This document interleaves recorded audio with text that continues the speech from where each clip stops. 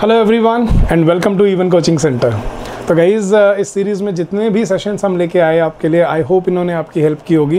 तो गाइज़ ज़रूर बताना कमेंट सेक्शन में कि कैसा लगा आपको ये हमारा एफर्ट, कैसा लगा ये आपको initiative, and we will take all your comments as a constructive feedback for us. ठीक है, we also need to grow, we also need to develop, so whatever your inputs are please do let us no.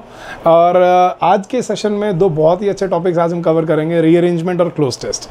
तो 50 question आज हम rearrangement के करने वाले हैं, उसकी भी स्ट्रैटेजी, टिप्स और ट्रिक्स देने वाला हूँ, प्लस क्लोज टेस्ट भी आज हम सॉल्व करके देखेंगे, जिससे आपको बहुत प्रॉब्लम होती है या पता नहीं बच्चे बहुत डरते हैं, आई डोंट नो व्हाई। ठीक है, जो कि एलिमिनेशन मेथड से बड़े आराम से दोनों ही तरह के क्वेश्चन सॉल्व होते हैं, तो दोनों ही करेंगे आज इस सेशन में हम। ठीक है, तो गाइज शुरू करने से पहले don't forget to like the session, don't forget to share it, कि किसी के काम आ जाएगा गाइज, उस तक पहुंच जाए गरीब, कोई ऐसा बच्चा जो नहीं अफोर्ड कर सकता ये सारे कोर्सेज, अगर उन तक ये वीडियोस पहुंच जाएं, ठीक है, तो प्रॉब्लम उनको कहीं हेल्प मिल जाएगी। That is our only purpose. नहीं तो लाइक से मुझे क्या मिलना है यार, खाना थोड़ी मिलना है। ठीक है, आप लाइक करोगे, मेरे घर पर आके कोई मुझे इनाम थोड़ी दे के जाने वाला है। ठीक है, the only purpose is to expand the outreach of this initiative. ठीक है, और कुछ नहीं है, लाइक्स और कुछ नहीं मिलता मुझे। और गाइज कुछ गलतियाँ हो जाती हैं तो माफ़ कर दिया करो, I am also human being.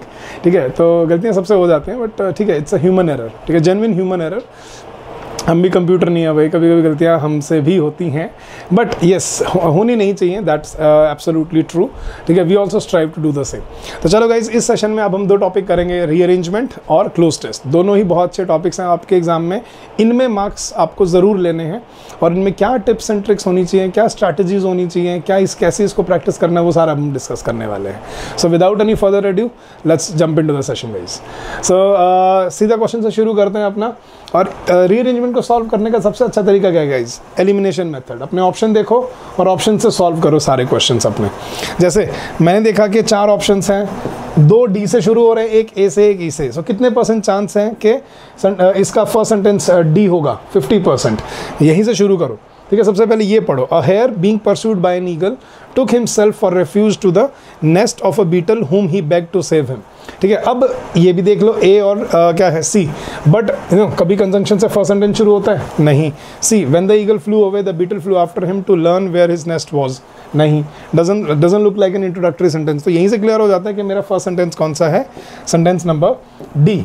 अब मुझे क्या देखना है, बस डी के बाद बी आएगा या सी आएगा, ये पढ़ लो एक बार। डी हमने पढ़ लिया कि एक खरगोश एक बार अपने बाज से बच के दौड़ रहा था, और वो दौड़ते दौड़ते एक बीटल के घोंसले में आके छुप गया, और उसने उससे मदद की भीख मांगी।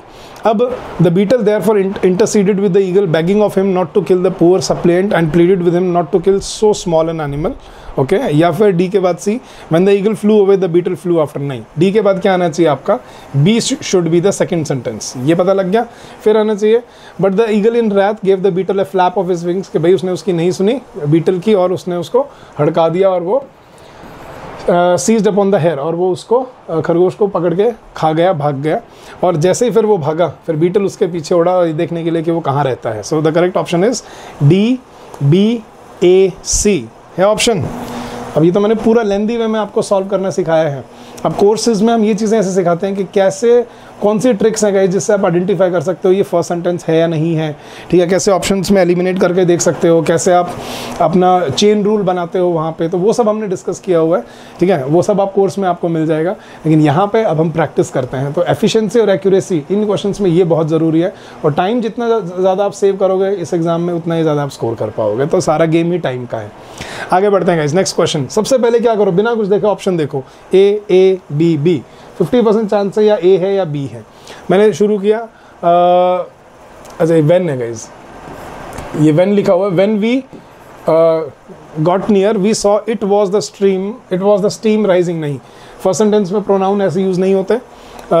We saw in the distance a great column of smoke, this is the first sentence, कि हमें दूर धुआं, बहुत ज़्यादा धुआं उठता हुआ दिखाई दिया। तो B is my first sentence. B, C, second sentence भी उसने सेम दिया हुआ है कि we wondered if it came from a chimney और अ बर्निंग हाउस। ठीक है, देन फिर थर्ड क्या आना चाहिए? When we got near its we saw it was a steam rising, और we thought of taking a bath. नहीं, third होना चाहिए A, so it should be B, C, A, D है। That is your answer. ठीक है, accuracy, efficiency, time management, तीनों चीजें आ जाएंगे यहाँ पे and everything will come into play while solving these questions. Next question guys, C B C D, 50% chance है कि सी फर्स्ट है। ये पढ़ लो, international tiger day was initiated in 2010 at Saint Petersburg tiger summit. लग ही रहा है फर्स्ट सेंटेंस है ये, इंट्रोडक्टरी है। सेकंड, डी होना चाहिए, ए होना चाहिए। While India is home to 75% of tigers in the world, while India is, ये इसका कोई कनेक्शन नहीं बन रहा है इंटरनेशनल टाइगर डे से, इसी को बोलते हैं chain rule guys. The annual event observed on 29 days, D होना चाहिए। So the correct option is C D B A. That's how you solve these questions. Next question guys, A B B D, कितने percent chance है कि B first sentence है? 50%। B से शुरू करो। A man who had 2 daughters married one to a gardener and the other to a potter. Introductory sentence लग रहा है, this is my first sentence. अब इसके बाद क्या देखना है, बी के बाद सी या बी के बाद D? Off he went to the potter's home, या बी के बाद D? After a while he paid a visit to the gardener's home and asked his daughter how she was and how it fared with her. हाँ ठीक लग रहा है। फिर excellently well she said, अब देखो ये बन गई ना चेन, कि उसने पूछा कैसा है, उसने बोला बिल्कुल सही, we have everything we want, I have but one prayer that we may have a heavy storm of rain to water our plants. Then off he went to the potter's home, asked his other daughter how matters were with her. So that is how you solve. So B, after that D, after that A and after that C. एक बार आपको first sentence मिल गया, उसी के sequence में आप इसको पढ़ो और देखो कि सही चेन बन रही है या नहीं बन रही है। इसको बोलते हैं रिवर्स इंजीनियरिंग गाइस। ठीक है, एक तो आप हिट एंड ट्रायल मेथड से करो इनको सॉल्व, एक रिवर्स इंजीनियरिंग से करो। जो ऑप्शन है उनके बेसिस पे इनको पढ़ के सॉल्व करना सीखो, जो मैंने कोर्स में सिखा रखा है बड़े अच्छे से प्रैक्टिस के साथ। तो इसीलिए मैं बोल रहा हूँ गाइस, ये बहुत हेल्पफुल होगा आपके एग्जाम में, आपके स्कोर के लिए। बच्चा बोलते सर इसमें कोई रूल तो है नहीं, रूल तो नहीं है इनमें, लेकिन ट्रिक्स हैं। ठीक है, अपना तरीका है सॉल्व करने का और उससे आपको एक्यूरेसी और एफिशिएंसी मिलेगी, टाइम सेव कर पाओगे। आपने बोला सर आप कैसे पढ़ रहे हो एकदम से रैंडम से? हम तो क्या करते हैं, पहले पूरा पढ़ते हैं, फिर ऑप्शन देखते हैं, फिर दोबारा जोड़ते हैं, उसी में तो टाइम लगता है। लेकिन इसी को रिवर्स इंजीनियरिंग करके देखो, फर्स्ट सेंटेंस निकालो, उसके बाद जो ब्लैंक में दिया, जो ऑप्शंस में दिया हुआ है उस वे में पढ़ के देखो, अगर वो कनेक्ट होता जा रहा है, जिसके साथ कनेक्ट होता जा रहा है वो आपका ऑप्शन बनता रहेगा। ठीक है, ऐसे करना है इनको। Next question guys, D B A C. जब सारे अलग अलग है ना, ये उससे भी आसान है, आपको सिर्फ फर्स्ट सेंटेंस ढूंढना है इनमें। ये देखो, when he reached his town, नहीं हो सकता फर्स्ट सेंटेंस में प्रोनाउन नहीं। A man went away from his home, हो सकता है। Disappointed he decided to take it himself, नहीं हो सकता। One day he wrote a letter, नहीं हो सकता। मेरा फर्स्ट सेंटेंस क्या है? B, and that's my answer. एक बार ये कर लिया, अब इसको इस तरह से पढ़ के देख लो। A man went away from his home, one day he wrote a letter to his family but could not find any one to take the letter to his town. ठीक है, उसने चिट्ठी तो लिखी लेकिन कोई लेके जाने वाला नहीं था। C, disappointed he decided to take it himself, फिर उसने सोचा कि मैं खुद ही ले जाता हूँ। और A, when he reached his town he went to his house and knocked at the door. That is your correct sequence. ठीक है, इस तरह से इनको सॉल्व करना है ताकि आप एफिशिएंसी, एक्यूरेसी और टाइम मैनेज तीनों कर पाओ। यहाँ पर आगे बढ़ते हैं गाइस, ए डी डी। 50% चांस है ए है, 50% चांस है कि डी है, दोनों पढ़ लो। At length the olive tree's branches broke with snow's weight at once, despoiling of its beauty and killing the tree. नहीं, ये नहीं लग रहा। डी देखें, the olive tree ridiculed the fig tree. Olive tree जिसके बहुत पत्ते होते हैं, और फिग ट्री जिसमें झाड़फूड़, मतलब जो सीजनल होता है। ठीक है, जिसमें फिग होता है, अंजीर, मतलब जिसमें छोटे छोटे वो अंजीर लगते हैं। तो द ऑलिव ट्री रिडिक्यूल्ड, उसने मजाक उड़ाया फिग ट्री का, because while she was green all the year around the fig tree change it's leave with the seasons. तो मेरा फर्स्ट सेंटेंस डी है। यहाँ से मुझे क्लियर हो गया, दो ऑप्शन मेरे एलिमिनेट हो गए यहीं से। अब उसके साथ देखो, डी के बाद बी है, डी के बाद ए। A shower of snow fell upon them and finding the olive full of foliage, it settled upon its branches. ठीक लग रहा है। फिर at length the olive tree's branch broke with the snow's weight at once despoiling of its beauty and killing the tree. Finding the fig tree without leaves, the snow fell through the branches to the ground and did not injure it at all. Yes. So D, B, A, C, that is my correct option. इतने में solve किया करो इसको और ये approach लेके चलो। ठीक है, ज़रूर ये क्वेश्चन 100% एक्यूरेसी के साथ करके आओगे आप। Next question guys, D A B C, चारों अलग अलग हैं। देखो, दिस इन्वेंशन हैज हेल्प, नहीं हो सकता। Penicillin is one of the most, क्यों नहीं हो सकता? देखो, पहला वर्ड ही प्रोनाउन है, तो पहले सेंटेंस में प्रोनाउन और कंजंक्शंस नहीं होते गाइस। रेपिटेटिव वर्ड्स नहीं यूज़ किए जाते इसमें, या कंजंक्शन वर्ड्स नहीं यूज़ किए जाते। Penicillin is one of the most useful drugs man has invented, हो सकता है। इन द बिगिनिंग हाउएवर, नहीं हो सकता। इट्स यूजेज हैज सेव्ड, यहीं से क्लियर होगा कि B is my first sentence. B वाला ऑप्शन कौन सा है? That is my answer. ठीक है, अब इसके सीक्वेंस में पढ़ लो। Penicillin is one of the most useful drugs, this invention has helped us to heal wounds caused by bacteria, then its use has saved the lives of hundreds and thousands of soldiers. In the beginning, however, very few people knew of this discovery and its uses. That's your answer. इस तरह से solve करके चलो, सारे question solve होते हैं guys. Next question, D या D है या A है। There are many secondary reasons as well. Secondary reasons as well नहीं हो सकता, इसका मतलब फर्स्ट सेंटेंस मेरा D है। Global warming is the single biggest threat to life on earth today. ठीक है, अब ये देखो D के बाद A या D के बाद B। बच्चों को लग रहा होगा कि D के बाद A आना चाहिए, लेकिन सेकेंडरी प्राइमरी के बाद आता है। ये देखो, ये मुझे दिख रहा है यहाँ पे, तो प्राइमरी ड्राइवर D के बाद पहले बी होना चाहिए। The term is use, term यहाँ ग्लोबल वार्मिंग की बात कर रहा है वो। The term is use to describe the unnatural rise in earth's average temperature. Increase carbon dioxide is the primary driver of global warming. There are many secondary reasons as well along with increasing levels of carbon. So D के बाद होना चाहिए B, फिर होना चाहिए सी, फिर होना चाहिए ए। डी ए हो सकता है, increasing levels of carbon, okay. फिर B, the term is use to describe the unnatural rise in earth's average temperature, नहीं। फिर ए के बाद बी कनेक्ट नहीं कर रहा, so this is my answer. Eliminate करो और वहीं से आंसर सॉल्व करना शुरू करो guys. Next, B D A B, तो दो ऑप्शन है बी से, ए और डी, तो हमें 50% चांस है कि फर्स्ट सेंटेंस क्या होगा, B. These days people are more aware of their health, yes, introductory sentence लग रहा है। अब उसके बाद ए भी दे रखा है उसने, तो इसका मतलब that is the second sentence. This awareness, aware की बात कर रहे हैं, देखो ये होती है लिंक, चेन बनना। ये अवेयरनेस की बात कर रहे हैं, ये चेन बनी यहाँ पे कि this awareness has motivated everyone to go for physical exercises. B के बाद ए है, फिर सी आना चाहिए या डी आना चाहिए। In addition to physical exercises, अब ये देखो ये बनी इसकी चेन, वहाँ था फिजिकल एक्सरसाइज। अब ये ही होता है गाइस इसमें कि हाँ अगला सेंटेंस जो होता है ना उसमें पिछले की कोई ना कोई कनेक्टिविटी होती है हमेशा, ठीक है, तो या उसकी कॉन्ट्रडिक्शन होती है, वही आपको वहाँ पे ढूंढनी होती है guys. So physical exercises, some prefer taking taking health supplements. It is advisable but one should consult a trainer और a doctor before consuming health supplements. This should be the last. So the correct answer is B A C D. ठीक है, next question guys, C A C B, 50% chance है कि first sentence सी है, वहीं से शुरू करो। A dispute once arose between the wind and the sun to decide which was the stronger of the two. Yes, कि एक बार सूरज और हवा में शर्त लगी कि ये डिस्प्यूट हो गया कि भाई कौन ज़्यादा ताकतवर है। फिर क्या आना चाहिए, सी के बाद डी या B. The wind began and blew with all his might and sent a blast cold and fierce as a storm, या फिर D sorry B, they agree to put this point to the test. हाँ, कि उसने ये point की test करने की कोशिश की। तो सी के बाद बी, फिर उसके बाद A. Whichever soonest made a traveller take off his cloak should be accounted the more powerful. The wind began and blew with all his might and sent a blast cold and fierce as a storm. So that is my correct option, C B A D. पूरा solve करके दिखा दिया ये आपको, वैसे आप option से भी कर सकते थे इसको बड़े आराम से। Next question guys, B A सी सी, तो हो सकता है कि बी फर्स्ट सेंटेंस है, तो सी से शुरू करो। Last Sunday I return home late at night, okay, लग भी रहा है फर्स्ट सेंटेंस है। आई रिटर्न लेट, तो सी के बाद डी या A. I was shock to find my house unlocked, I ran inside in fear that my house has been robbed. तो नहीं, सी के बाद ए आना चाहिए, क्योंकि पहले वो घर पहुंचा, उसे देख के हैरानी हुई कि घर उसका अनलॉक था, वो आगे अंदर भागा ये देखने के लिए कि कहीं वो चोरी तो नहीं हो गई है।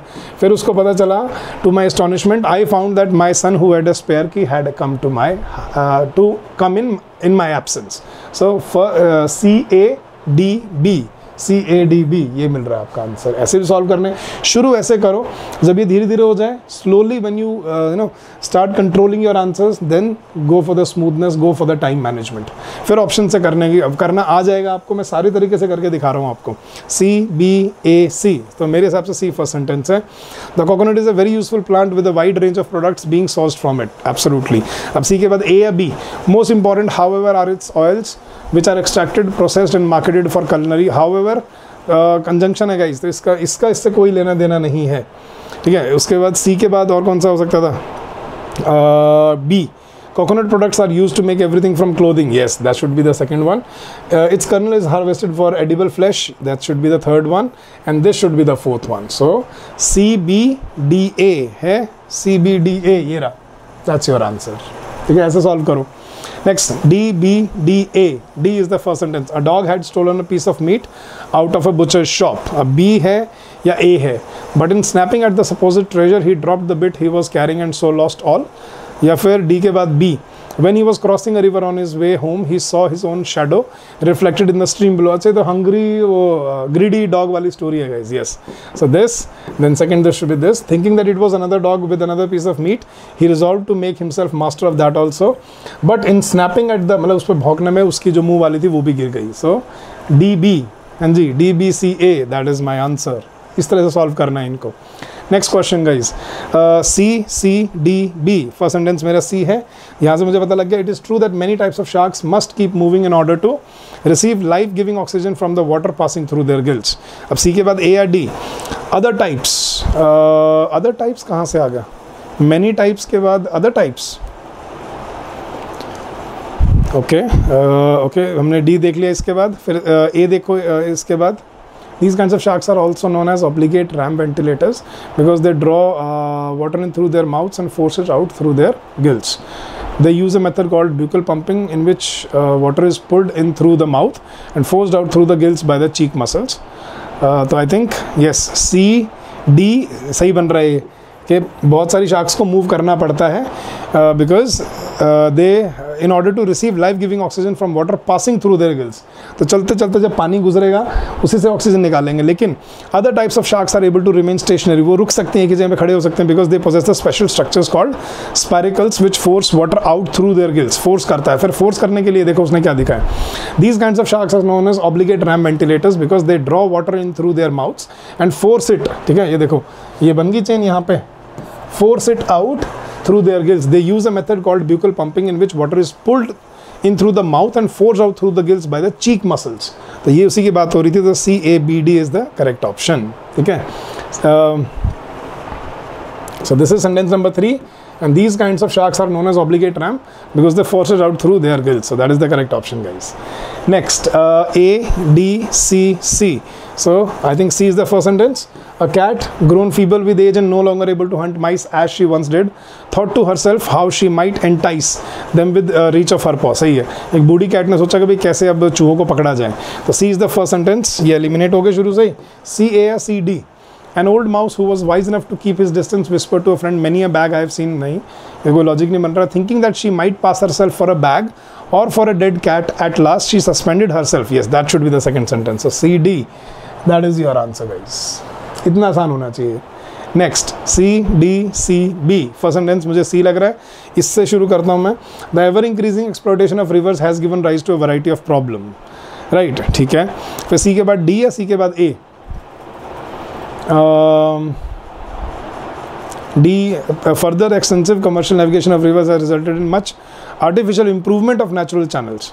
ये तो उल्टी बात कर रहा है, यहाँ एक्सप्लोटेशन की बात हो रही थी, यहाँ पे कुछ और बोल रहा है वो। C के बाद A देखें, in some cases the problem of lowering the river bottom has caused the water to table. Yes, C, A। फिर B also another problem. Yes, problem की बात चल रही थी ना यहाँ पे, तो प्रॉब्लम प्रॉब्लम प्रॉब्लम और फिर उसने एक सोल्यूशन दिया। तो CABD, that is my correct option. ये ऐसे सॉल्व करते हैं, इतनी स्पीड होनी चाहिए इसको सॉल्व करने की। Next guys, A, B, C, B। तो हो सकता है कि B फर्स्ट सेंटेंस क्योंकि दो ऑप्शन में है। Anil bought a car last week, yes. Then B के बाद C या B के बाद unfortunately the car met with an accident today, okay. या A, he was caught by the police on the spot. खरीदने पे क्यों पकड़ा जाएगा? नहीं, एक्सीडेंट पहले होना चाहिए। तो B के बाद C। फिर the accident took place due to the carelessness of his driver and he was caught by the police on the spot. So that is the correct option guys. Next question guys, D, तीन option D से हैं, तो यहाँ तो clearly पता लग रहा है D is the first sentence. America has several long river systems. अब देखना है कि उसके बाद क्या आएगा। D के बाद C भी आ रहा है और एक में A भी आ रहा है। However its importance its primary purpose, नहीं A तो नहीं हो सकता, तो we can eliminate that. C होना चाहिए second. Although not the longest river, the Rio Grande is the most important river in America, right, that should be the second sentence. फिर होना चाहिए B या A। However its importance is primarily for its location but unlike other rivers it is not used for shipping.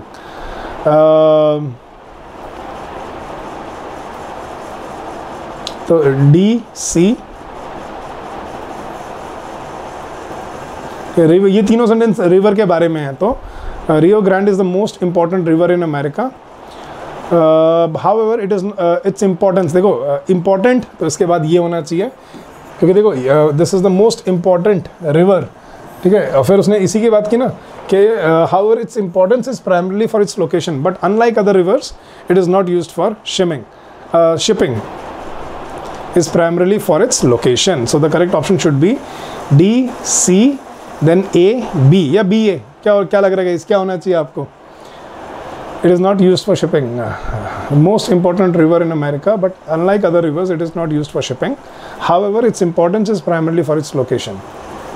अच्छा, तो contradiction उसने ये देखो, but unlike यहीं से कंफ्यूजन हो रहा है। नहीं गाइज, ये फर्स्ट सेंटेंस नहीं, थर्ड सेंटेंस नहीं होना चाहिए। Third sentence should be sentence number B.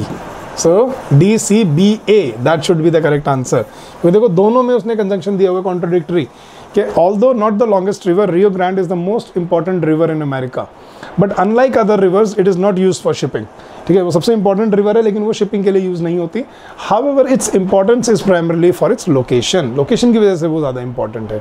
तो that is the last sentence, और वही मुझे भी लगा। तो correct option is option number A. अच्छा क्वेश्चन था गाइज, बहुत बच्चों ने सी कर दिया होगा, लेकिन A is the correct option. Next guys, C D A C, तो हो सकता है सी फर्स्ट सेंटेंस से। दो ऑप्शन में पढ़ते हैं। An ant went to a fountain to quench his thirst and tumbling in almost drowned. Okay, फिर सी के बाद बी या सी के बाद A, but a dove that happened to be sitting on the neighbouring tree saw the ant's danger in plucking off a leaf, let it drop into the water before him. Okay, या फिर C के बाद B, just at the time a fowler was spreading his net and was in the act of ensnaring the dove when the ant, perceiving his object, bit his heel. Okay,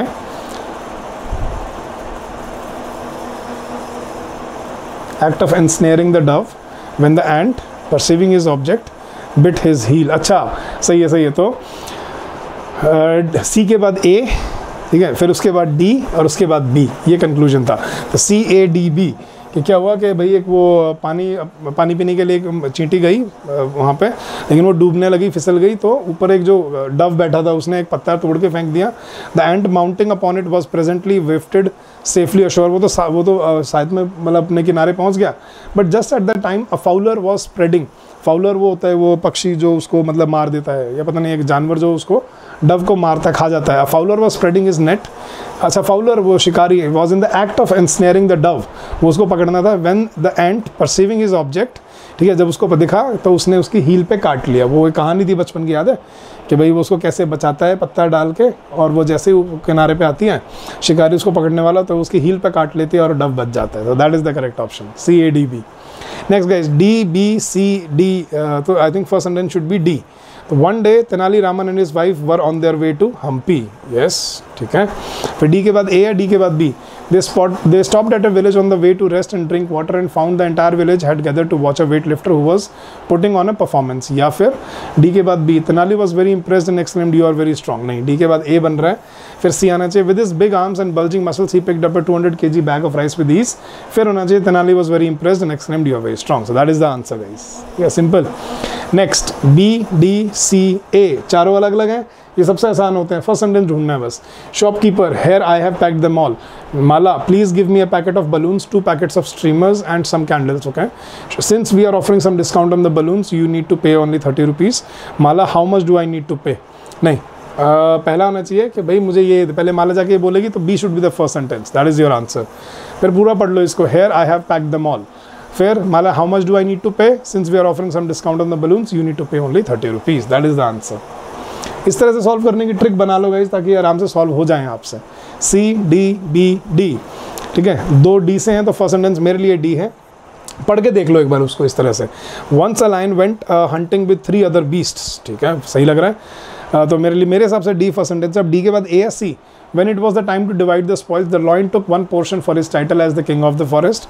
या D के बाद सी, he took the last portion because an accident would befall। नहीं, D के बाद ए होना चाहिए कि when it was time to divide the spoils, जब उन्होंने शिकार करके जब अपना हिस्सा बांटने की कही तो लाइन ने कहा कि भाई एक हिस्सा तो इसलिए चाहिए मुझे क्योंकि मैं जंगल का राजा हूँ। फिर he took another portion because he was a partner, yet another because he was the strongest। ठीक है कि भाई एक तो पार्टनर था, एक हिस्सा उसने तब इसके लिए ले लिया, एक सबसे ताकतवर था इसके लिए ले लिया। फिर he took the last portion because an accident would befall anyone who laid a paw upon it, और आखिरी इसलिए ले लिया कि भाई जो उस पर अगर और कोई नज़र डाल लेगा तो वो मरेगा। तो शेर ने चारों हिस्से ले लिए, तो दैट इज द स्टोरी। तो बचपन में पढ़ी होगी, तो that's the correct option guys. Next A B A C, तो आई थिंक मेरे लिए फर्स्ट सेंटेंस ए होना चाहिए। The festival is named after the Indian hornbill. Okay, the hornbill festival is the most anticipated cultural carnival of this state. नहीं guys, अब ये देखो ऐसे भी मत कर जाना, अब 2 ऑप्शन ए से थे, लेकिन the festival is named after कौन सा फेस्टिवल, जब स्पेसिफिक नई इंट्रोडक्शन मुझे नहीं लगी तो ज़रूरी नहीं है कि हमेशा ही आपको ये मिले कि 2 ऑप्शन जो ए से हैं वही शुरू हो रहे हो, बी से शुरू हो सकता है। The hornbill festival is the most anticipated cultural carnival of this state. Okay, हाँ जी, तो सी होना चाहिए फर्स्ट सेंटेंस। ये देखो, located in North East India, Nagaland is a very beautiful and an ethnically diverse state. Yes, फिर होना चाहिए B, the hornbill festival is the most anticipated cultural carnival of this state मतलब नागालैंड। फिर ये हो गया। फिर आना चाहिए A, the festival is named after the Indian hornbill. फिर होना चाहिए the hornbill is often displayed on the traditional tribal head gears worn during Naga festivities. CBAD is the correct option. ठीक है, नेक्स्ट गाइज, BCBA, मेरे हिसाब से B first होना चाहिए। देखते हैं, द वाटरशेड पीरियड होता है गाइज जब बहुत एक बदलाव आता है, ओवरहॉल होता है। So the watershed of all studies of the nervous system was an observation made in 1889 by Spanish scientist Santiago Ramon Cajal. So I think introductory लग रहा है मुझे, तो this should be the first sentence. C या A? C it has since been proved नहीं हो सकता। A according to his hypothesis नहीं हो सकता। तो मेरे हिसाब से B से शुरू होना चाहिए। तो B के बाद A या C? According to his hypothesis, हाँ, कयाल की बात हो रही है ना। Now known as the neuron theory, each nerve cell communicates with the others through contiguity rather than continuity. It has since been proved that that is communication between the adjacent but separate the cells. Yes, so BADC, that is my answer. ठीक है, इतने time में solve होने चाहिए question से। अच्छे वाले questions भी आएंगे आपको और कंफ्यूजिंग भी हो जाते हैं कभी कभी, but you should be well practised for it. Next, BBAC, मेरे हिसाब से बी फर्स्ट होना चाहिए।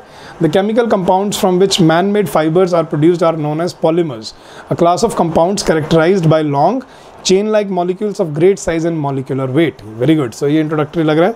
अब बी के बाद अब ए नहीं हो सकता, इंडीड से शुरू हो रहा है। सी देख लो, एज फाइबर्स दीज मटेरियल्स नहीं हो सकता क्योंकि प्रोनाउन आ रहा है इसमें, तो फर्स्ट सेंटेंस बी है, ये क्लियर हो गया। अब BD या BC, many of the polymers that constitute man-made fibers are the same or similar to compounds that make up plastics, rubbers, adhesives and surface coatings. Okay, या फिर B के बाद C, as fibers these materials are prized for their strength.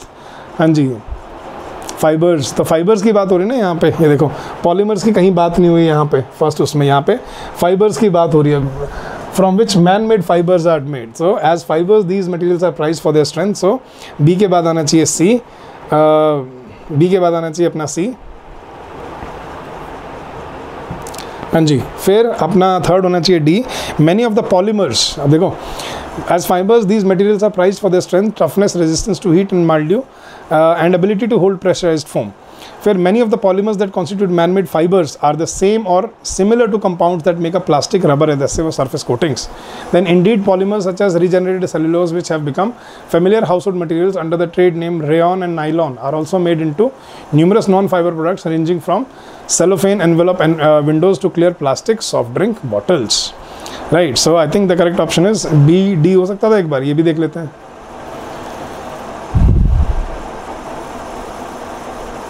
As fibers, नहीं fibers नहीं, तो I think BCDA is the correct option. ठीक है, वो चेन रूल बना के चलो गाइज, वो कनेक्शन होना चाहिए उनके बीच में। Next question guys, DAAA, 3 A से हो रहे हैं तो मेरे ख्याल से फर्स्ट A ही है। There lived a foolish king in a large kingdom,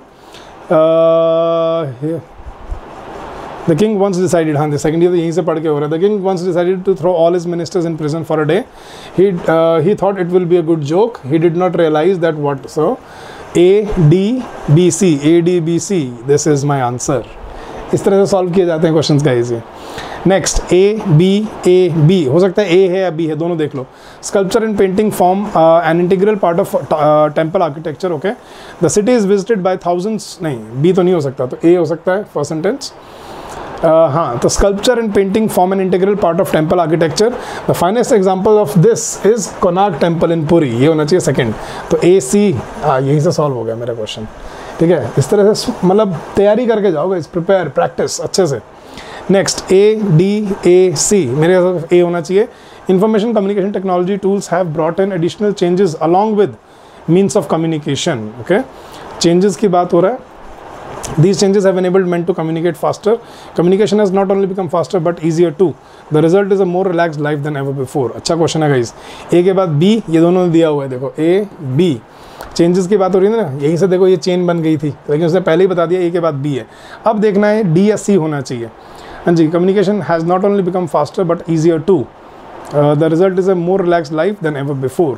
All right, so I think it should be A, B, C D, result end में आता है ना गाइस, ठीक है, तो इसलिए करेक्ट ऑप्शन इज डी से शुरू हो सकता है, रिजल्ट से नहीं, सी से शुरू हो सकता है कम्युनिकेशन, बट ईजियर टू, अच्छा देख लेते हैं, सी के बाद D, the result is a more relax, okay, फिर बी दीज चेंजेस नहीं, तो correct option is A B C D, simple तो सही फॉर्म में था वो।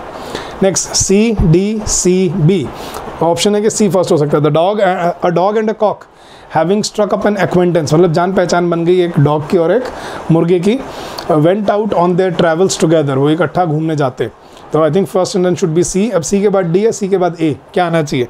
Night fall found them in a forest, so the cock flying up on a tree perched among the branches while the dog dozed below the at the foot, हो सकता है। A देखते हैं एक बार, a fox hearing the cock and thinking to make a meal of him, नहीं।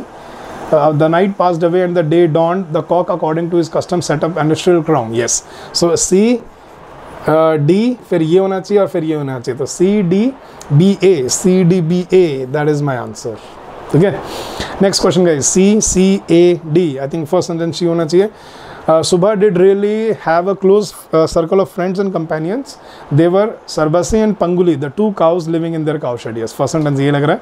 अब C के बाद B या A, they even understood the precious moments, nahi, though they had never heard Subha utter their names, they unfailingly recognized her footsteps as she came into their shed, yes। फिर होना चाहिए तो C A, फिर उसके होना चाहिए D, they understood the silent malevolent tune of her unspoken words during those moments and the intensity of her expressions more easily than the spoken languages of other humans, और फिर they even understood the precious moments between them, ये देखो during those moments, और ये देखो ये बन गई चेन यहाँ पे, प्रेशियस मोमेंट्स, तो इस तरह से चेन बना के हमेशा सॉल्व किया करो guys. So it should be C D A B, C A D B, C A D B, that is your answer, ठीक है। Next question guys, B A D, तो आई थिंक बी देखते हैं एक बार। A bull was bitten by a mouse and pained by the wound tried to capture him, अच्छा एक सांड को चूहे ने काट लिया और वो उसने उसको पकड़ने की सोची। The mouse however reached his hole in safety, the bull dug into the walls with his horns, yes, तो ये होना चाहिए, this should be the sequence, B A D C, B A D C है, ये रहा आपका answer. ये छोटे छोटे तो ऐसे सॉल्व हो जाते हैं गाइस बड़े आराम से, इनमें ज़्यादा टेंशन नहीं होती, गॉट इट। चलो guys next question, C B A A को देखते हैं पहले क्योंकि इसमें दो ऑप्शन में। It is essential for the marketer to study the behavior of the consumers in order to make better strategic marketing decisions, yes। The study of consumer behavior is equally important, तो मतलब किसी से equal बात कर रहे हैं, B नहीं हो सकता, 10 नहीं हो सकता, if the marketer has complete knowledge, yes। So I think A should be the first sentence। अब A के बाद क्या आना चाहिए, A D या A C? Thus by studying the consumer behavior before during purchase, नहीं, A के बाद D होना चाहिए। The first is A, second is D. If the marketer has complete knowledge about the consumer's likings or dislikings, then he can predict the response of the potential customers towards his offerings.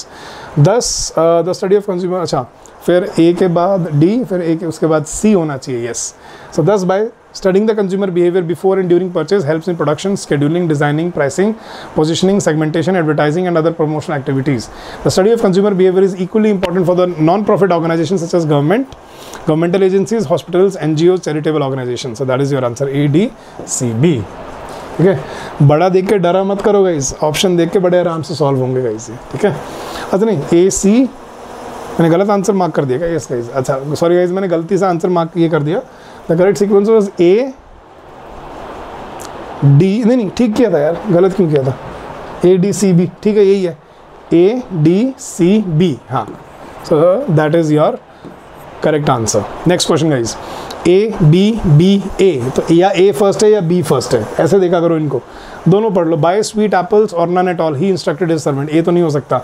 A rich man sent his servant to an orchard, orchard होता है बगीचा जहाँ पे सेब लगे होते हैं, to bye some apples, हाँ ये देखो ये फर्स्ट होना चाहिए। तो बी वाला देख लो, बी ए या B D. The owner of the orchard said to the servant all my apples are sweet, try one. Buy sweet apples or none at all, he instructed his servant, नहीं, B के बाद ए आना चाहिए, ठीक है। फिर आना चाहिए, the owner of the orchard said to the servant all my apples are sweet, try one. The servant asked, how am I to know that all of them are sweet if I taste just one? Yes, that is the last sentence. So B A D C, B A D C, that is your answer. ठीक है। Next question guys, B B A D, ठीक है। अब B के दो हैं तो B first देखते हैं। Deep in the jungle of the southern Mexico lie the ruins of a city that thrived for centuries before it was abandoned more than 1000 years ago. Yes, लग रहा है। सेकंड फिर क्या होना चाहिए, किस सिटी की बात हो रही है, तो B के बाद D या C? नहीं, बी के बाद आना चाहिए D. Kalakmul was one of the two dueling superpowers along with Tikal of the classical Mayan civilizations. Yes, B, D फिर होना चाहिए A. At its height, around 1200 years ago, the city of Kalakmul had a wide population of about 50,000 people, but the kingdom as a whole numbered more than 1.5 million. Okay, ये भी देख लेते हैं एक बार। फिर उसके बाद C, archaeologists have uncovered this structure. The largest is the pyramid temple called simply structure 2. Okay.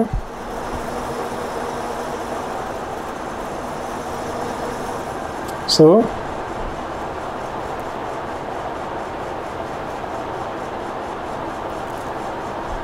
रुक जाओ गाइस, एक बार मैं दोबारा इसको एक बार करता हूँ।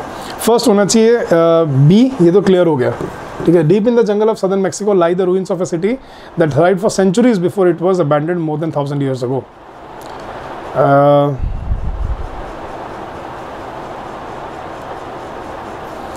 तो बी, डी, ए, सी, ठीक है, या बी, सी, डी है, एक बार वो भी देख लेते हैं। बी नहीं, बी के बाद सी नहीं आ सकता, ये गलत है। तो B, D, A, C, that is the correct answer. देखो पढ़ गए। Deep in the jungle Mexico lie the ruins of a city before it was abandoned 1000 years ago। फिर होना चाहिए Calakmul was one of the two duelling superpowers, क्योंकि उसके बाद सी ये नहीं आ सकता, स्ट्रक्चर 2 ये एंड सेंटेंस है सी, ठीक है। फिर होना चाहिए ए, फिर होना चाहिए C, so that is your answer. Next question guys, A, B, A, B, A या बी दोनों पढ़ लो। He lived in a small house near the main road of the village. नहीं, as both he and his wife worked hard, they made a small fortune. Okay. अच्छा, नहीं, ए first होगा, ठीक है, ठीक है। अच्छा, सभी में वो था ये तो। अभी देखो ये ऐसे क्वेश्चन जो कंफ्यूज कर देते हैं, चारों में प्रोनाउन है। तो he lived in a small house near the main road of the village. After he got married, he started a tailor shop. ये होना चाहिए सेकंड, ठीक है। As both he and his wife worked hard, they made a small fortune. ठीक है, but one thing cause them great sorrow, they had no children. So A, D है, ये रहा A, D, B, C, that's my answer, ठीक है। Next question guys, B, C, D, A, चारों अलग अलग हैं, तो एक बार बस फर्स्ट सेंटेंस ढूंढना है हमें। ऑन द अदर, ये तो नहीं हो सकता। Democracy rests on a tension between two different principles, okay. While the first gives priority to the rules, on the other hand there is principle of equality. नहीं, तो I think first sentence is option number B and that is my answer. इससे आगे पढ़ूंगा भी नहीं मैं, सच में बता रहा हूँ, क्योंकि इतना क्लियरली विजिबल है कि this is the first answer, first sentence. A, D, B, C, ये भी चारों अलग अलग है। On coming out his skin would be shining like ebony. नहीं, first he would lie down on the sandbank while I rubbed him clean. nahi. Every day I used to take the baby elephant to the river for his bath.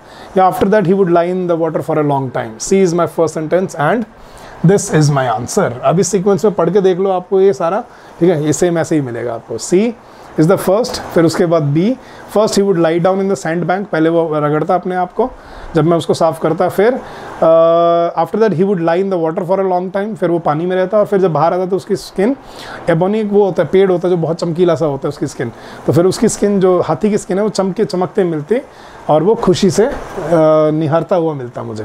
So that is the correct answer. Next, B, A, D, C, चारों अलग अलग हैं, देख लो। Cheetahs are one of the world's most recognizable cats, known especially for their speed. Okay, their faces too नहीं हो सकता। Cheetahs are covered almost entirely with small black spots on black background of pale yellow and have a white underbelly. नहीं, they have a long, नहीं। The first sentence is sentence number A. Yes, and this is my answer. A, B, D, C. ठीक है, so that is the correct option. और किसी से शुरू नहीं हो सकता। चीताज आर कवर्ड, ये इंट्रोडक्टरी सेंटेंस नहीं लग रहा। अब बोल रहे सर इसमें कोई प्रोनाउन या कंजंक्शन नहीं था, इसमें सी में नहीं था, लेकिन this is the introductory sentence, जिससे इंट्रोडक्शन, जिसमें आप you raise the curtain of a story. तो cheetahs are one of the world's most recognisable cats, known especially for their speed. So A से एक ही ऑप्शन था and that is my answer. Next question guys, B, A, B, D, B से दो है तो B से देखो एक बार। On my second visit to waste Africa I met a young man on board the ship. सही लग रहा है। He was going out to take up a job in banana plantation. Yes, he confessed that the only thing he was afraid of was snakes. I told him that it was very unlikely that he would see any. Yes, so B, D, A, C, B, D, A, C, ये रहा मेरा answer. इतने आराम से solve होते हैं questions guys. सो मतलब इसको प्रैक्टिस ज़रूर करो इन चीज़ों को। अगर प्रैक्टिस नहीं करोगे ना गाइस, अब आप सोच रहे हो सर आप कैसे कर रहे हो, इतने आराम से सॉल्व, ये चीज़ सॉल्व होती हैं, बट विद प्रैक्टिस आप ये सब कर सकते हो, इसमें कोई ज़्यादा मुश्किल नहीं होता। ठीक है, you just have to pay attention to what what you are doing, what approach you are taking for every question out there, वो सेंसिबली करोगे आप ये सारे क्वेश्चन सॉल्व करके आओगे बड़े आराम से। Next question guys, D C B A चारों अलग अलग है।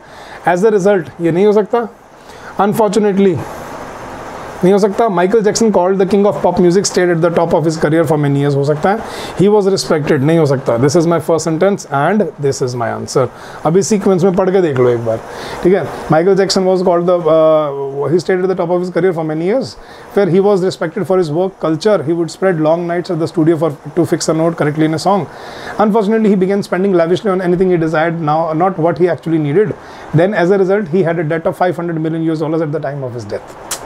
सही, बिल्कुल ठीक है। Next A D D B, तो मुझे लग रहा है डी फर्स्ट होना चाहिए। Sports are part of every culture, past and present, but each culture has its own definition of sports. True, सही लग रहा है, तो डी फर्स्ट है। उसके बाद सी या बी, सी देख लेते हैं। Play wrote the German theorist Karl Dem is purposeless activity for its own sake, the opposite of work. The most useful definition are those that clarify. देखो डेफिनेशन की बात हो रही थी ना, अब यहाँ पे डेफिनेशंस की बात आ गई, तो डी के बाद बी होना चाहिए and this is my answer. You solve होते हैं क्वेश्चन से guys. Next C A C, तो ए और सी दोनों पढ़ लो। Due to this tilt as the earth wobbles around the sun, different points of earth receive more or less sunlight. Okay, या एक बार सी पढ़ लेते हैं। We know that seasons are caused by earth having slight tilt on the axis. ये मेरा first sentence है। अब सी is the first, अब सी के बाद ए या बी, नहीं सी के बाद ए आना चाहिए। देखो टिल्ट की बात हो रही थी ना यहाँ पे, स्लाइट टिल्ट, ये ना ये चेन रूल बनाना सीखो गाइस, कि पहले सेंटेंस में जो है अगले में उसी की बात होगी। Due to this tilt the earth wobbles around the sun, different points. So C के बाद ए, मेरा आंसर मुझे यहीं से मिल गया, बट एक बार पूरा भी पढ़ लो इसको। If the sun just shone directly on equator all year long, we would be left without seasons, और furthermore we also wouldn't have solstice and equinoxes. So that's your answer, ठीक है। Next question guys, A B D D, तो पहले D को मान के चलते हैं first. Rome's great gladiatorial arena is the most monumental of the city's ancient sites. सही लग रहा है, डी फर्स्ट है।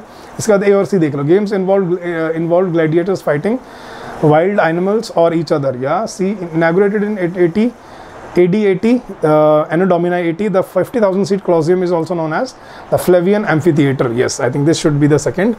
So DC. Then inside, tiered sitting encircled the arena where animals were caged and stage sets prepared. Games involved gladiators. Yes. So DCBA, that is my answer. ठीक है। Next question guys, DBAD, तो D को देखते हैं पहले। The two men who boarded the train from Denver were an odd pair. Yes, सही लग रहा है। अब D के बाद C है, D के बाद B.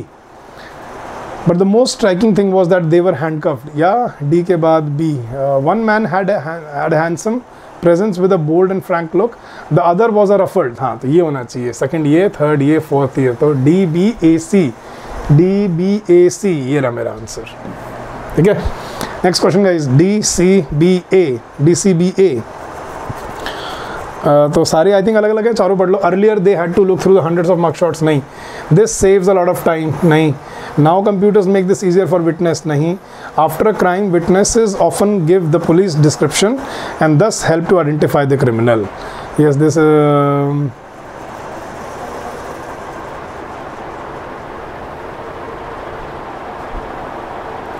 हाँ जी, तो फर्स्ट सेंटेंस डी होना चाहिए। After a crime witnesses often give the police a description and thus help to identify the criminal.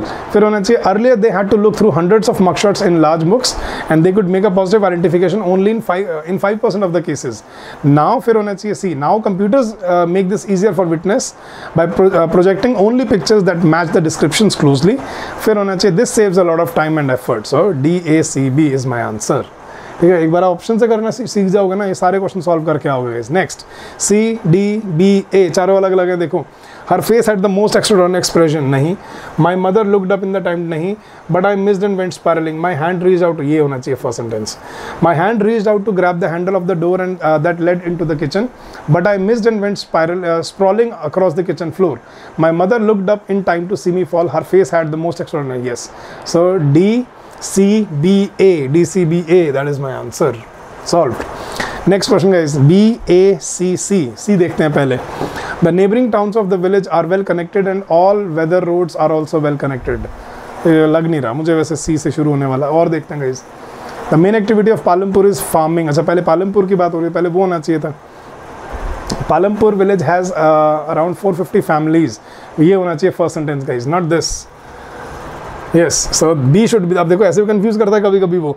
अब मैंने देखा था कि दो ऑप्शन यहाँ सी वाले थे, मैंने पहले सी पढ़ लिया, लेकिन सी मुझे कोई इंट्रोडक्टरी सेंटेंस नहीं लग रहा था। द नेबरिंग टाउन्स की बात हो रही है, ऑफ द विलेज, कौन सा विलेज वो बताया नहीं है उसने। प्रोनाउन यहाँ पे आप आर्टिकल से भी देख सकते हो चीज़। Are well connected and all weather roads are also well connected, ये देखो ये लग नहीं रहा था मुझे फर्स्ट सेंटेंस, तो मैंने वो दोनों एलिमिनेट कर दिए। अब देखा ए या बी, बी मुझे बेटर लगा, दिस इज माय आंसर। अब पढ़ के देख लो। Palampur village has around 450 families which belong to different caste and creeds. The main activity of Palampur is farming and 80 families of the upper caste on the majority of the land in Palampur. There are other activities in Palampur like dairy, sports, small scale manufacturing etc. which also help run the economy in the village. फिर the neighboring towns of the village are well connected and all weather roads are also well connected. That is the correct option. तो वो भी आपको presence of mind होना चाहिए, आंख बंद करके नहीं कर सकते आप ये questions. Next question guys, B, D, A, B. तो पहले B को देखते हैं। Comprehension is the ability or process of understanding something that is spoken or well written. B होना चाहिए first sentence. अब B के बाद D या B के बाद A? In active reading, readers think about the reading and make connections and नहीं understanding अब नहीं, ये होना चाहिए सेकंड। Understanding comprehension की बात हो रही थी ना, तो understanding a printed text comes from the interaction between printed words and the one's prior knowledge of the world. फिर होना चाहिए in active reading, readers think about this. Listening comprehension however involves this. So B A D C है, ये रहा मेरा answer, B A D C, that's your answer. Next question guys, B C B C, A B और C पढ़ लो, ठीक है। This year a church in Berlin has opened its door to let Muslims do Friday prayers while observing social distancing, okay. As Muslims around the world prepare to celebrate Eid ul Fitr on 25th May, the holiday that marks the end of Ramzan, a month of fasting, things are very different. अच्छा, so I think क्या होना चाहिए, B या C?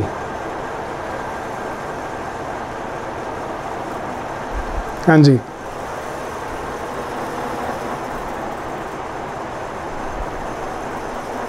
हाँ, तो this ये होना चाहिए very different. C should be the first sentence, तो ये बी वाले एलिमिनेट कर दो। अब देखो सी के बाद बी या सी के बाद ए? हाँ जी, this year a church,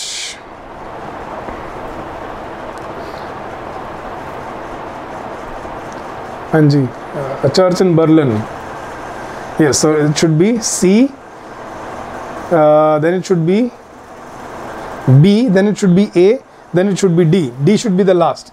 The Martha Lutheran Church has stepped in to help, saying, "We too have the same concerns. It's beautiful to feel the way about each other." ये last होना चाहिए था, तो C first मिल गया। अगर आपको last मिल गया, ये D था, then also you can solve these questions like this. So that is your answer, guys. Next question, guys. D, C, D, A. तो पहले D देखते हैं। Nestled in a lush green campus of 18 acres in Dehradun, cantonment is the RIMC, the Rashtriya Indian Military Academy. Yes, so that is the first introductory sentence. तो D first होना चाहिए। अब D के बाद A या C? These young cadets undergo a rigorous training. Cadets की बात नहीं हो रही है। C देखो, it is also referred to as the cradle or excellence which trains cadets from the early age of 12. Yes, ये होना चाहिए। D, C, फिर होना चाहिए A और फिर होना चाहिए B. So D, C, A, B. Yes, that's my answer.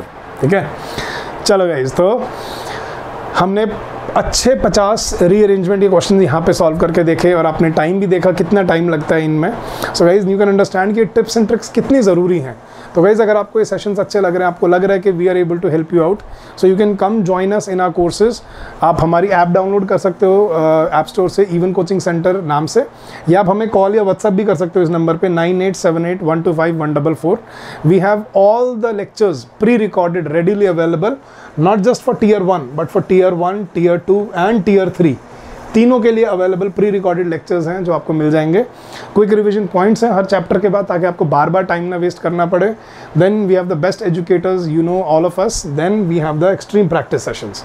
So guys if you want to get benefited in this endeavour, in this journey, come join us and we will definitely help you out to achieve your dream और your goal. ठीक है, तो अब ये थे अपने rearrangement. अब इसके बाद करेंगे क्लोज टेस्ट बेस्ड क्वेश्चंस। ठीक है, तो गाइज़ अगर आपको लग रहा है कि काफ़ी हो गया तो ब्रेक ले लीजिए, थोड़ा वीडियो पॉज करके दोबारा देख लीजिएगा।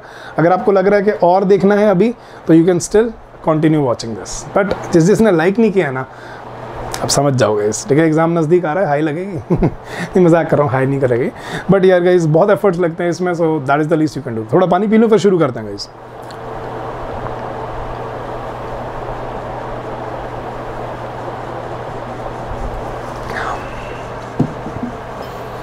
चलो, आई नो खड़े होकर पानी नहीं पीना चाहिए, बट क्या करेगा इसे, ये काम है। तो आगे अब 50 क्वेश्चंस करेंगे हम क्लोज टेस्ट वाले, जो मुझे अच्छे क्लोज टेस्ट लगे थे पिछले साल जो एग्जाम में आए थे, वो मैंने यहाँ शॉर्ट लिस्ट किए हैं। तो we will try and practise all of this. चलो गए, शुरू करते हैं। हाँ जी, तो आपको एक एक करके मैं सारे ब्लैंक दिखाऊंगा, बट सबसे अच्छा ट्रिक क्या होती है क्लोज टेस्ट में? Elimination method.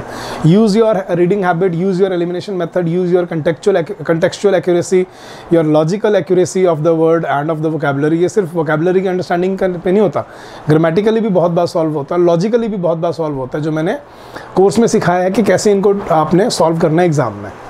तो पढ़ते हैं गाइस, सॉल्व करने का तरीका। पहले बिना ब्लैंक, बिना ऑप्शन देखे पहले पूरा पढ़ो एक बार।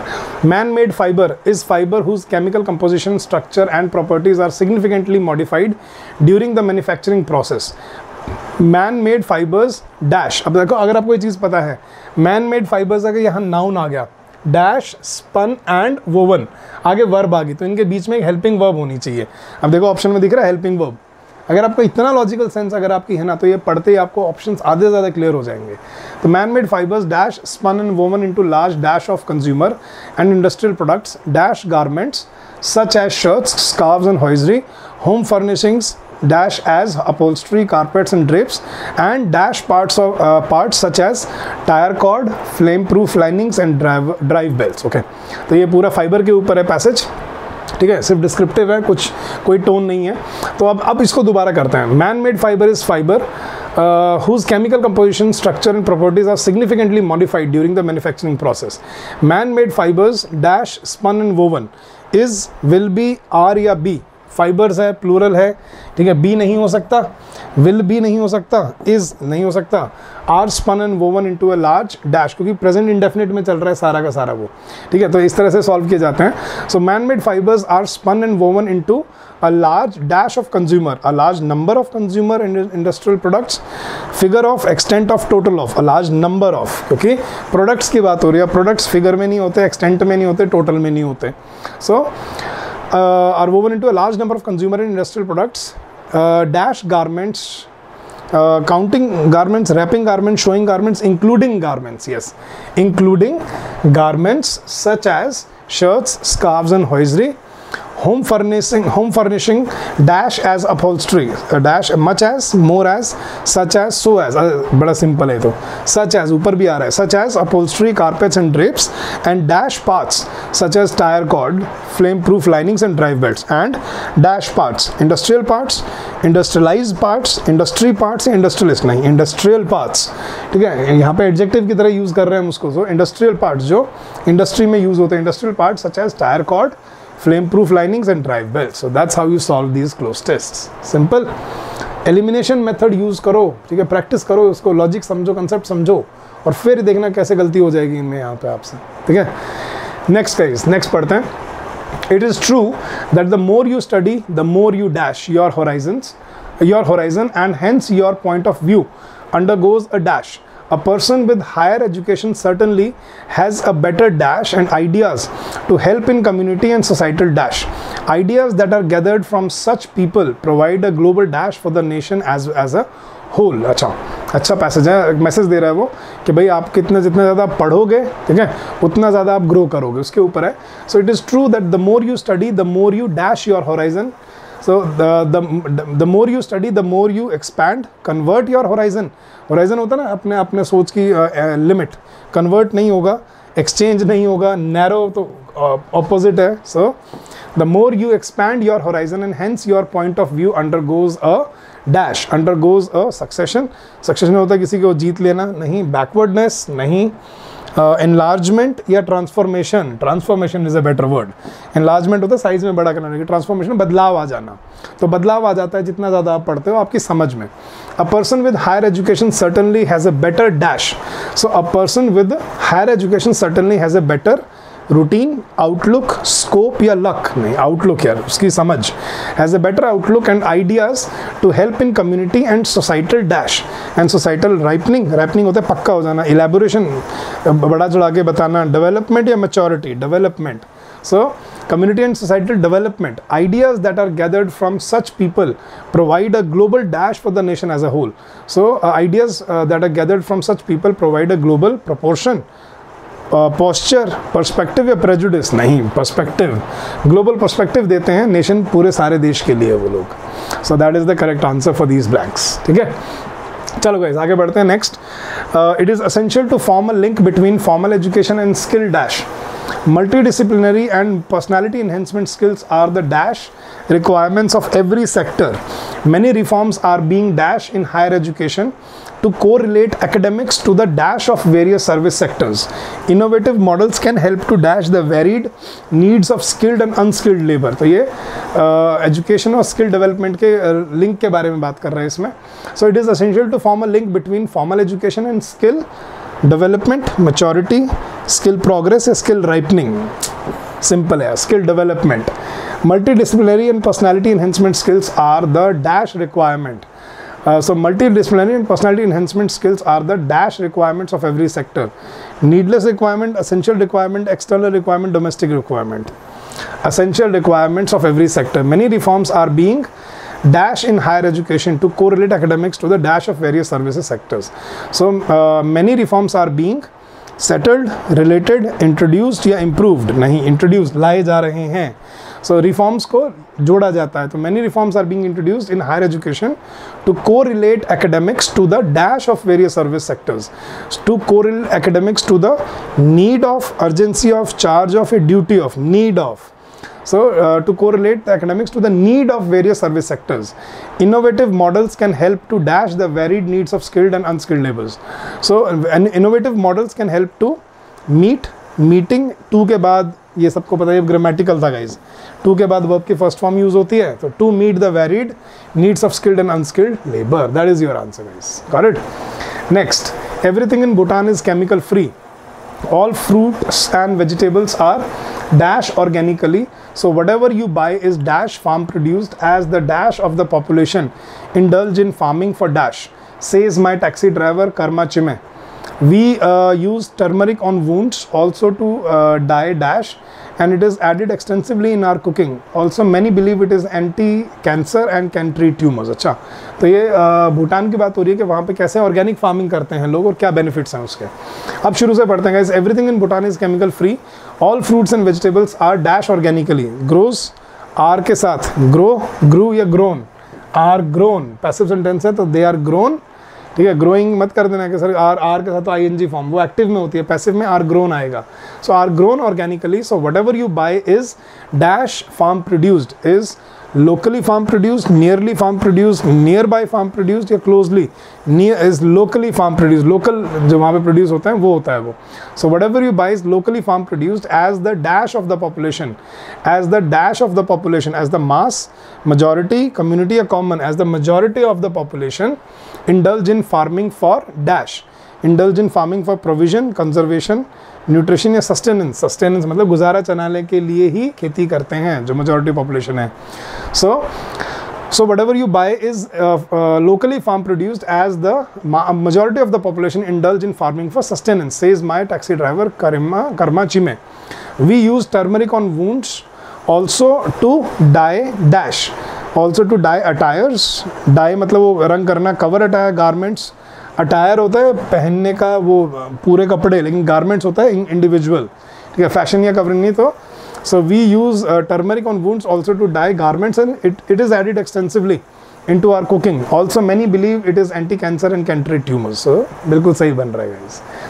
Next, waterfalls, sometimes called cataracts, arise from an abrupt steepening of a river channel that causes the flow of water to drop vertically or nearly so. Waterfalls of small dash and lesser steepness are called cascades. The dash is often applied to a series of small falls dash a river.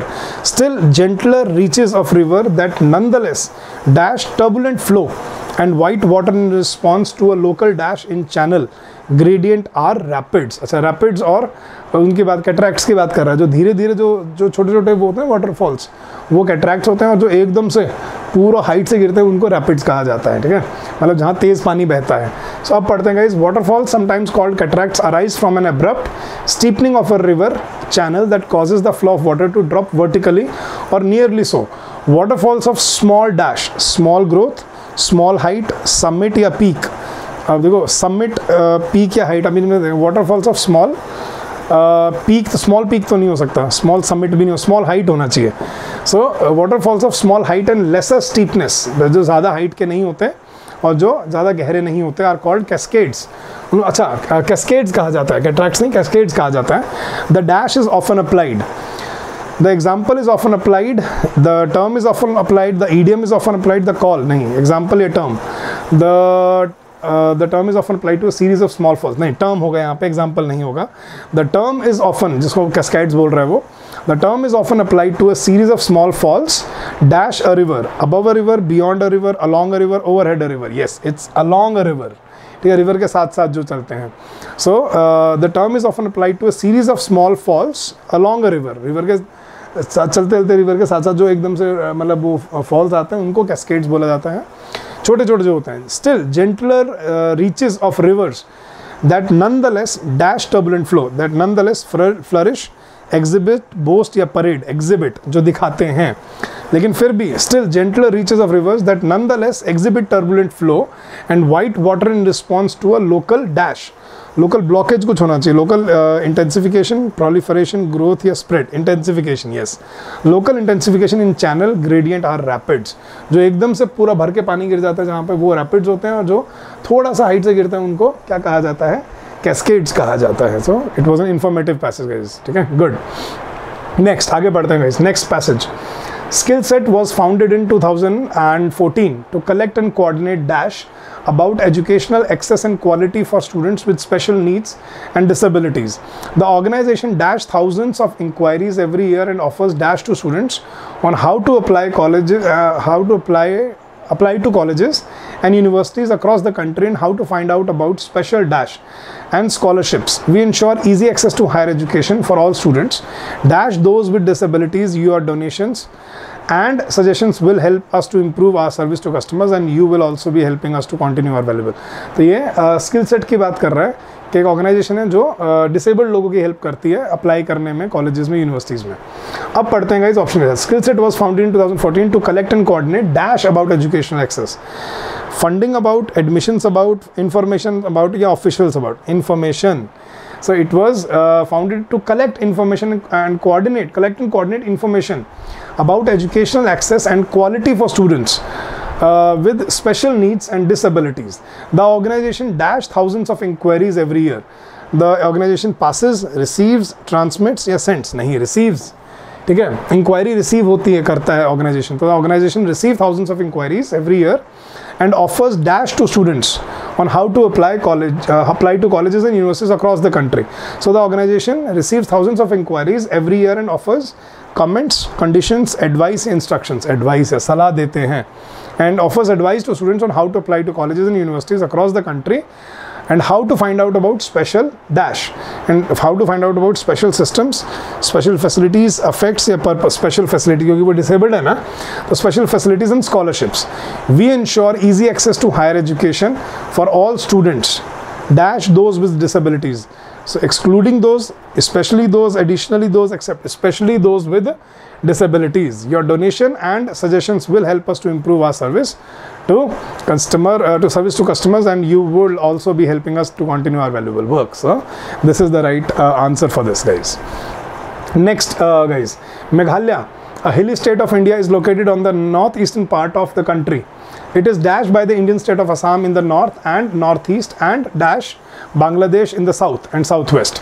The state capital is dash hill town of Shillong, located in east central Meghalaya. Meghalaya is an upland area formed by a dash block of the Deccan Plateau.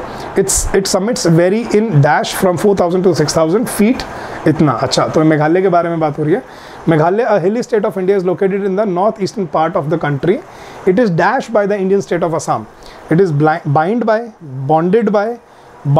अच्छा bounded होता है उसको चारों मतलब दो तरफ से घेरना, तो it is bounded by, bind होता है आँख मतलब आँख में पट्टी बांधना, बॉन्ड होता है बांध देना या बॉन्ड होता है रिश्ता, बाउंडिंग होता है इट्स अ जेरेंट की तरह यूजर जो यहाँ पे कर रहा था, bounded is the right word, it is bounded by the Indian state of Assam in the north and north east and dash Bangladesh in the south and southwest and near Bangladesh, with Bangladesh, beside Bangladesh and by Bangladesh.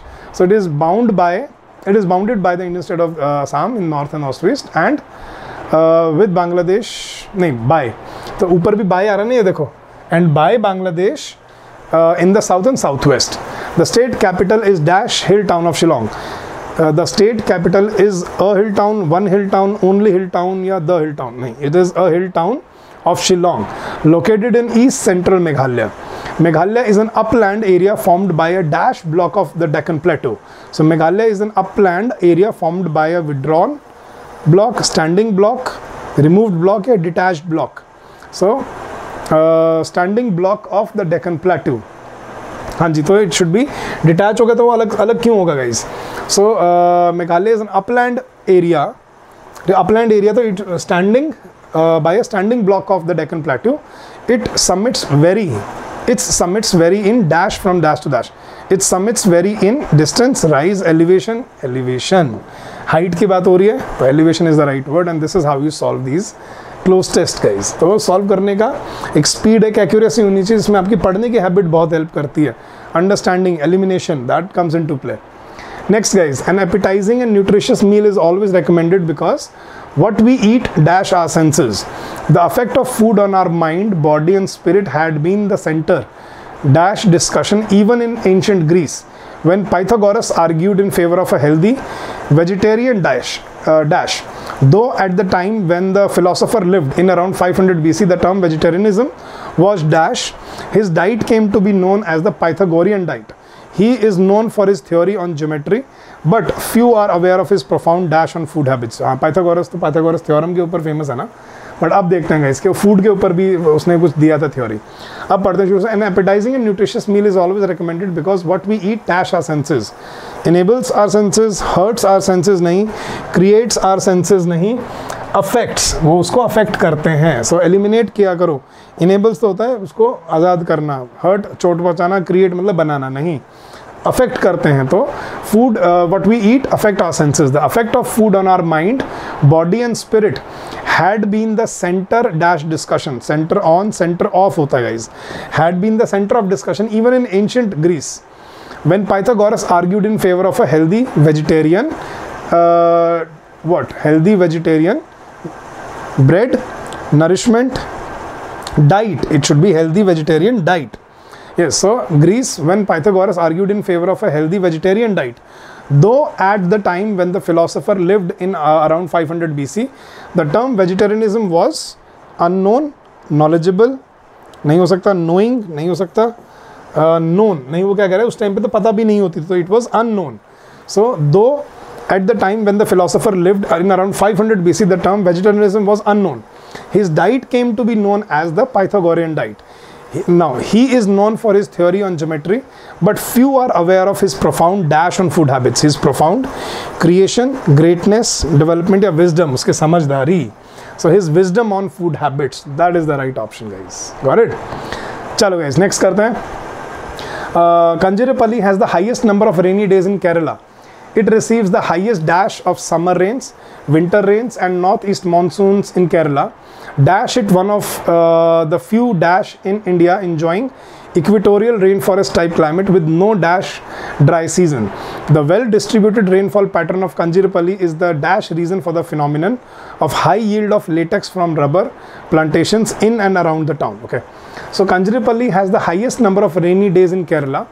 It receives the highest dash of summer rains. It receives the highest amount, number, expense, extent. Rain का amount होता है. So highest amount of summer rains, winter rains and northeastern monsoons in Kerala. Dash it one of the one of the few dash in India enjoying equatorial forest. So it receives the highest amount of summer rains, winter rains and northeast monsoons in Kerala. Dash it, make it, making it, made it, makes it, making it. Making it one of the very few dash in India, one of the very few space places. अब देखो guys, अगर आपको पता है कि one of के बाद जो noun आता है वो plural होना चाहिए हमेशा. So one of the few space नहीं हो सकता, spot नहीं हो सकता, place नहीं हो सकता, places is the right answer.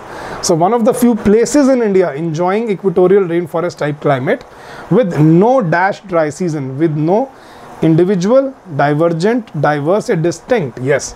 कि बाकी देश में जैसे 4 सीज़न आते हैं, गर्मी, सर्दी, स्प्रिंग, ऑटम, राइट, वहाँ पे नहीं, वहाँ पे एक ही वो रहता है, with no distinct dry season. The well-distributed rainfall pattern of Kanjripalli is dash reason. The well-distributed rainfall pattern of Kanjripalli is the insignificant reason, primary reason, minor reason, initial. Primary reason for the phenomenon of high yield of latex from rubber plantations in and around the town. बारिश की वजह से ही कंजरीपल्ली से बहुत ज़्यादा rubber का production होता है. So that is the answer for these passages. Simple.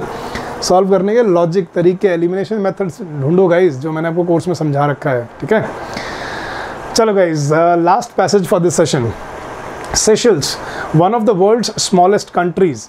Seychelles एक कंट्री है गाइज, पता है, सेशल्स, और वो आइलैंड्स है बहुत सारे. Seychelles, one of the world's smallest countries, is dash of two main island groups, the Mahe group of dash, then 40 central mountainous granitic islands, and a dash group of more than 70 outer flat coralline islands. The islands of Mahi group are rocky and dash have a narrow coastal strip and a central range of hills. The dash feature of those islands with their lush tropical vegetation is that of high hanging gardens overlooking silver white beaches and clear lagoons. Yes, so Seychelles, one of the world's smallest countries, is dash of the two main island groups, is covered of the composed of the contained of या combined. Guys ये आपको पता होना चाहिए, consist या compose के साथ of लगता है. ठीक है, so composed of two main island groups, the Mahi group of dash, the Mahi group of further, the Mahi group of beyond, the Mahi group of extra, the Mahi group of more than. Yes, the Mahi group of more than 40 central mountainous granitic islands, and a dash group of, and a succeeding, and a next, and a second, and a नहीं, दो की बात कर रहे थे, second आना चाहिए, and a second group of more than 70 outer flat coralline islands. The islands of Mahi group are rocky and dash, and typically have a, routinely have a, regularly have a, या habitually नहीं, typically, and typically have a narrow, typically मतलब normally जो होता है ना कि वहाँ पे ये देखने को मिलता है, रूटीनली होता है काम में, हैबिचुअली जो आदत होती है, रेगुलरली जो रोज़ रोज़ होता है नहीं, टिपिकली मतलब जो आम तरीके से मिलता है. तो they typically have a narrow coastal strip and a central range of hills. The dash feature of those islands, हाँ जी, the collective feature, the wide feature, the predominant feature या the global feature. The predominant होना चाहिए. The predominant feature of those islands with their lush tropical vegetation is that of high hanging gardens overlooking silver white beaches and clear lagoons. So that is the answer for these passages. इतने आराम से solve होते हैं अगर आप इनको सही तरह से प्रिपेयर करके जा रहे हो तो. ठीक है guys, that is it for this series. I hope हमने सारे टॉपिक कवर कर दिए हैं जो आपने बोले थे, starting from synonym antonyms, idiom phrases, one word substitution, फिर उसके बाद आपका error detection, sentence improvement, active passive, फिर उसके बाद हमने किए आपके ये सेंटेंस फिलर्स, फिर उसके बाद हमने किया आपका ये क्या जो बोलते हैं स्पेलिंग एरर्स, और अब इस सेशन में हमने क्या किया आपके लिए क्लोज टेस्ट और रीअरेंजमेंट. गाइस तो पिछले साल में जितने क्वेश्चन आए ना इस सीरीज़ में हमने आपके उनमें से ऑलमोस्ट, ठीक है, 2000 से ज़्यादा क्वेश्चन कवर किए हैं मैंने इंग्लिश में. तो if you are able to understand that, I think you will be able to build up on your strategy और आप फ़ायदा ले पाओगे इस चीज़ से. So guys, if you wish to contact us, this is our number, you can call us और WhatsApp us on this number 9878125144, या आप सीधा व्हाट्सएप से क्या बोलते हैं अपने प्ले स्टोर से हमारी ऐप डाउनलोड कर लीजिए, इवन कोचिंग सेंटर, और you can find all our courses there and you can join us in your preparation, in your journey. So guys, having said that, I wish you all the very best for your upcoming exams from the bottom of my heart. ठीक है, and honestly मेरी दुआएं आप सबके साथ हैं. मैं चाहता हूँ आप सब बहुत अच्छा करो, एंक्शियस नहीं होना, परफॉर्म करना है, ठीक है, विदाउट एनी बर्डन. ठीक है, अगर आप देखो सिंपल सी चीज़ है गाइस, अगर आप आउटकम से डरोगे, ठीक है, अगर आप आउटकम से डर के अपनी परफॉर्मेंस नहीं कर पाओगे तो वो कोई फ़ायदा ही नहीं है, क्योंकि आप परफॉर्म नहीं कर पाओगे, आउटकम को आज आप चेंज नहीं कर सकते, राइट. लेकिन आप चेंज किस चीज़ को कर सकते हो, अपनी परफॉर्मेंस को. तो अपनी परफॉर्मेंस पे ध्यान दो, आउटकम को ध्यान में लाना छोड़ दो. प्रॉब्लम वहीं आती है जब हम जज करते हैं इस चीज़ों के, यार पेपर है, पेपर इसका जो रिजल्ट आएगा, ठीक है, उसी से सिलेक्शन होगा, तो हाई होगा या नहीं होगा, उस चीज़ पे चिंता करने की बजाय अपनी परफॉर्मेंस पे ध्यान दो. परफॉर्मेंस अच्छी होगी ना, वो अपने आप अच्छा हो जाएगा. Got it? So guys, thank you so much for your precious time and for all the love and the support that you have shown अस. ठीक है, and I still feel that you will always stay connected with us the way you have. So thank you very much for your kind gestures, for your comments, for your likes, and for your for your warmth that you have shown us. And I am obliged, and I'm humbled to have students like you. So thank you so much guys, and again बहुत बहुत आप सबको बधाई, ठीक है। और बहुत बहुत आप सबको जो मैं कह रहा था कि अपने तहे दिल से मैं आपको कहना चाहता हूं कि यार आप इस एग्ज़ाम में बहुत अच्छा करके आओ और देखिए एग्ज़ाम क्रैक करो और एक अच्छी नौकरी भी लो इसी के साथ। So thank you so much and happy learning to all of you guys.